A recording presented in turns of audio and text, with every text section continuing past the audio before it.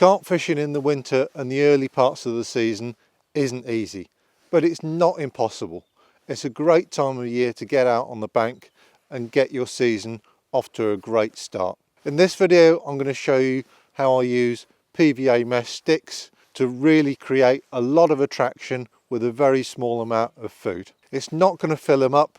I'm just looking literally to nick that one bite, to get that carp to tilt down, pick up and make a mistake.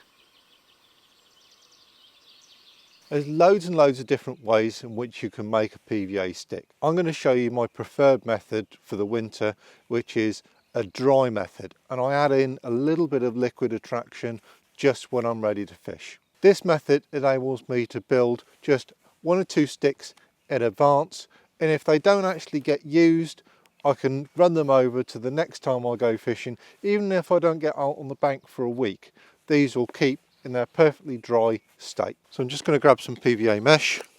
This is a little narrow mesh.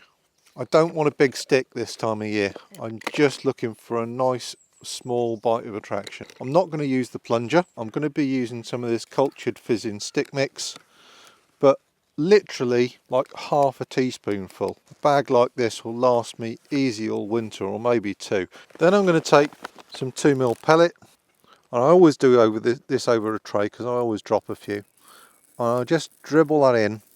So I'll probably put that 30mm up the tube, no more. I'm going to slide some of that off. Just going to tie an overhand knot here, but it's really important to get this knot tight. You don't want these bags floppy and saggy.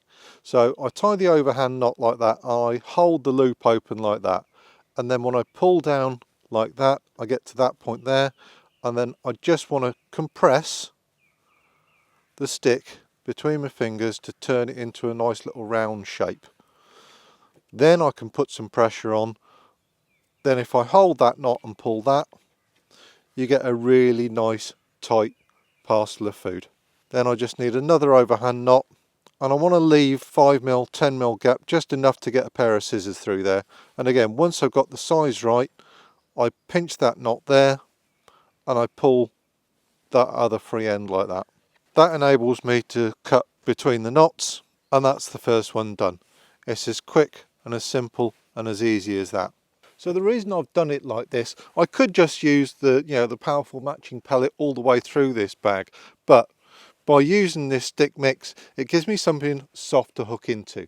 I'm using hand sharpened hooks to give me every chance of nicking that bite, and I don't want to dink the point on a pellet as I hook it through. So that will just give me something soft to hook into and gives me loads of attraction as well. Why have I used 2mm pellets? Pellet breakdown rate is proportional to water temperature. The warmer the water temperature is, the faster the breakdown time of any pellet is.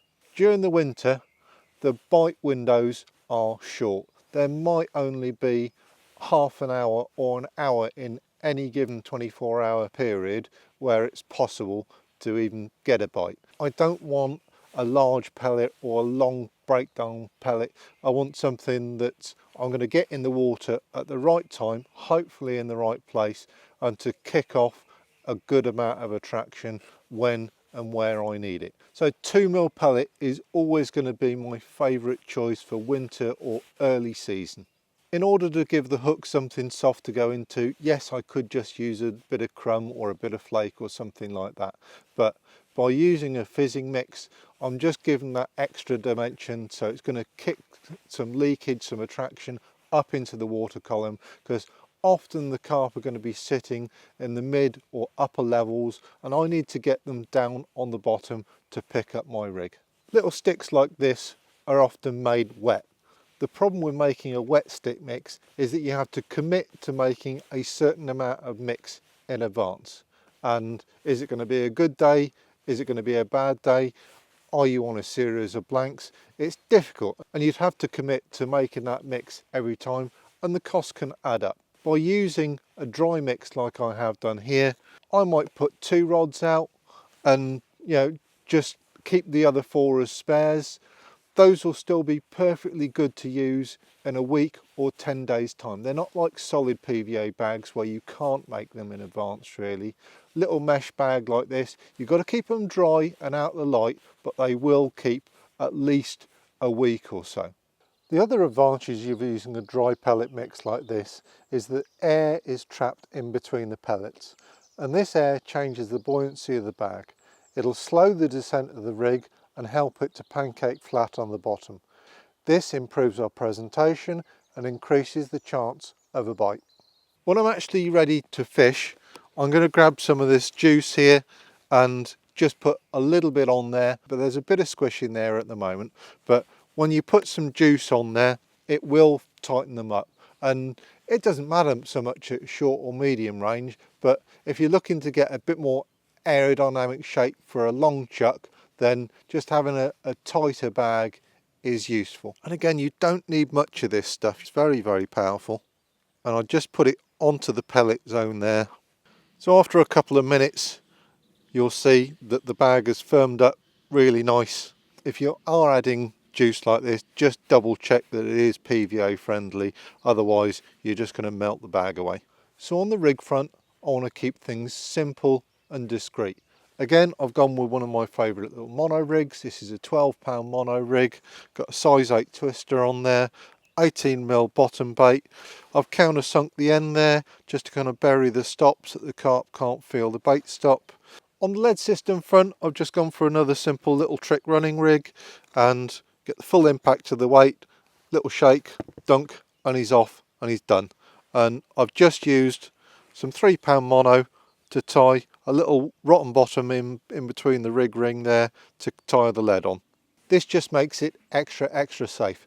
Useless, of course, if you want to cast more than about 60 yards, but 3-pound mono, 60 yards with a 3-ounce lead, perfectly doable on a little 9-foot rod. When you're hooking on a little mesh bag like this, it always pays to go through, always try and keep it central. When you go through once and then twist the bag and then hook it back in again.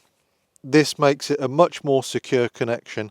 If you just nick it on once, these can fall off in flight, I've found. So by going through once, twisting, going through again, it just stops you losing a bag mid-chuck. I'm using hand sharpened hooks in the winter just because bites are very hard to find and I want to really tip the scales in my favour. For me, in the early season or the winter, it's all about timing, it's all about putting the rig in the right place. All I got to do is make 3 decisions. Where am I going to set 3 traps? I'm not talking about baiting or anything like that at all. I just want to make those 3 decisions to position those traps in the right place at the right time. Some days it works, some days it doesn't. You just got to keep on going, keep on spinning the wheel, and if you get your timing right and your positioning right, you will nick a bite.